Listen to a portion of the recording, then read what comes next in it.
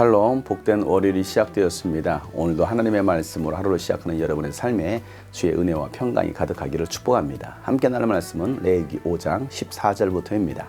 주님께서 모세에게 말씀하셨다. 누구든지 주에게 거룩한 제물을 바치는데 어느 하나라도 성실하지 못하여 실수로 죄를 저지르면 그는 주에게 바칠 속건 제물로 가축대에서 흠없는 순양 한 마리를 가져와야 한다. 성소의 세겔 표준을 따르면 속건 제물의 값이 은 몇 세겔이 되는지는 네가 정하여 주어라. 그는 거룩한 제물을 소홀히 다루었으므로 그것을 보상하여야 한다. 그러려면 그는 자기가 바쳐야 할 것의 5분의 1을 보태어 그것을 제사장에게로 가져가야 한다. 제사장이 속건 제물인 순양에 해당하는 벌금을 받고서 그의 죄를 속하여 주면 그는 용서를 받는다. 나 주가 하지 말라고 명한 것 가운데서 어떤 것을 하여 잘못을 저질렀으면 비록 그가 그것이 금지된 것인 줄을 몰랐다고 하더라도 그에게는 허물이 있다. 그는 자기가 저지른 악행의 결과에 책임을 져야 한다. 그는 가축대에서 흠없는 순양 한 마리를 제사장에게 가져가야 한다. 속건 제물로 바치는 값은 네가 정하여 주어라. 그리하여 그가 알지 못하고 실수로 저지른 잘못은 제사장이 그의 죄를 속하여 주면 그는 용서를 받는다. 이것이 속건 제사이다.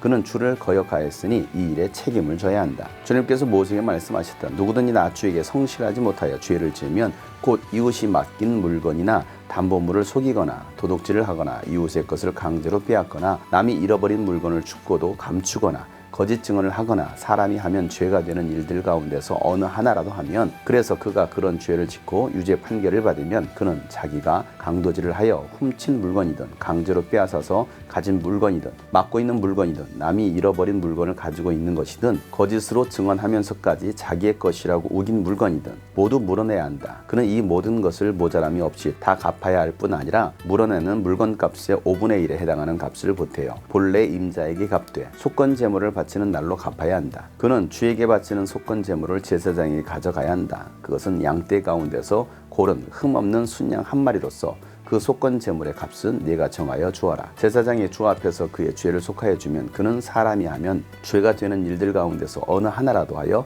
지은 그 죄를 용서받게 된다.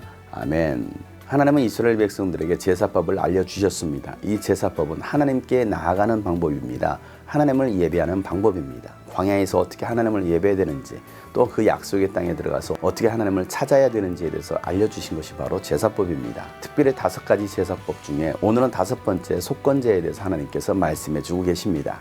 속죄 제사는 자신의 죄에 대한 정결케 하는 법이라고 한다면 속건 제사는 거룩한 제물을 바칠 때에 실수하고 죄를 지음으로 인해서 하나님께 바쳐야 될 제사가 바로 속건 제사입니다. 이 속건 제사는 3가지 상황에서 드리는 제사법입니다. 첫 번째는 하나님의 성문으로 들어갈 때에 하나님의 집으로 들어갈 때에 하나님께 드릴 제물을 함부로 다렸을 때 하나님 앞에 속건 제사를 드려야 됩니다. 두 번째는 하나님의 계명을 부지중에 어겼을 때에 하나님 앞에 속건 제사를 드려야 됩니다. 세 번째는 이웃에게 피해를 줬을 때도 하나님 앞에 속건 제사를 드려야 되는 것입니다. 제사를 드릴 때는 흠없는 수컷으로 하나님 앞에 모두가 동일하게 드려야 됩니다. 속건제는 흠없는 순양 한 마리를 하나님 앞에 드리는 것입니다. 그래서 제사장이 그 죄를 속하여 주면 그 사람은 용서를 받게 됩니다. 하나님의 말씀을 거역했기 때문에 반드시 책임을 져야 된다는 것입니다. 하나님께 드려야 될 거룩한 제물을 소홀히 다뤘을 때는 하나님께서는 반드시 그에 따른 배상이 있어야 된다는 것입니다. 그 제물의 값을 내게 하고 거기에 자기가 바쳐야 될 값의 5분의 1을 벌금으로 내야 된다는 것입니다. 20%를 더 내서 보상하라는 것입니다. 그만큼 하나님께 드리는 제물을 소홀히 하지 말라는 것입니다. 하나님의 것은 거룩하기 때문에 우리가 드려야 될 하나님의 것에 대해서 우리는 함부로 대해서는 안 되는 것입니다. 여러분들은 하나님의 것을 어떻게 다루고 계십니까? 하나님께 드릴 때 어떤 마음으로 드리고 계십니까? 하나님께 드려야 될 것들을 우리가 함부로 손대고 있지는 않습니까?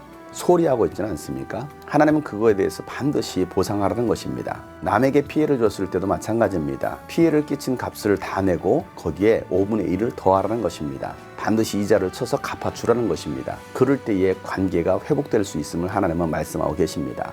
우리가 하나님을 사랑한다는 것은 바로 이와 같습니다. 하나님을 사랑하는 사람들은 이웃을 사랑해야 하는 것입니다. 말로만 사랑하고 말로만 갚는 것이 아니라 반드시 배상할 것은 배상해야 된다고 말씀하고 있는 것입니다. 신앙생활은 바로 실천하는 것입니다. 사랑은 실천인 것입니다. 사람들을 하나님의 마음을 가지고 섬기는 것이 바로 신앙생활이라는 것을 하나님은 이 속건 제사를 통하여서 말씀해 주고 계십니다. 사랑하는 여러분, 우리가 하나님께 드리는 것들을 소홀히 하지 말고 함부로 하지 말고 귀하게 준비하여 드릴 수 있는 여러분 되시길 바랍니다. 또 이웃들에게 손해를 끼치는 자들이 아니라 이웃을 잘 섬길 수 있는 여러분이 되시기를 주 여러분 축복합니다. 그럴 때 하나님은 여러분의 모든 죄를 용서해 주시고 사람과의 관계도 회복시켜 주시는 것을 믿으시길 바랍니다. 오늘도 그 말씀을 붙들고 하루를 살아가기를 주 여러분 축복합니다. 샬롬.